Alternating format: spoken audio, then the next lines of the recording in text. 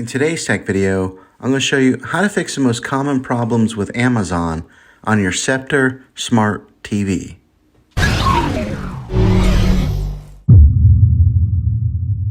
There are a lot of potential reasons why you might be experiencing trouble with your Amazon Prime Video app. Let's see if we can fix your problems and get your Amazon Prime app back up and running as quickly as possible.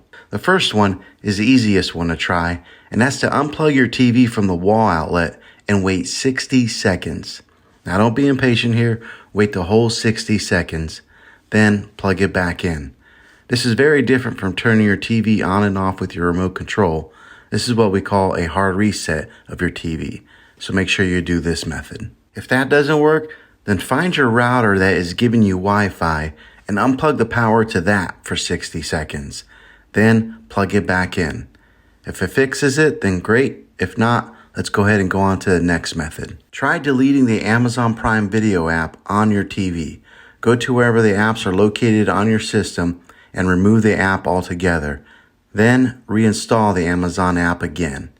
After you reinstall it, you might have to log back in with all of your credentials, but hopefully this will work. If that doesn't work, then I recommend buying an affordable Roku stick, Fire TV stick, or an Apple TV 4K and plug that into your TV and use that as your main streaming player. You'll be able to access the Amazon Prime Video app with any of these devices. I'll put links in the description down below of where you can get one. Well, hopefully this video was helpful for you. If it was, go ahead and click a thumbs up on it.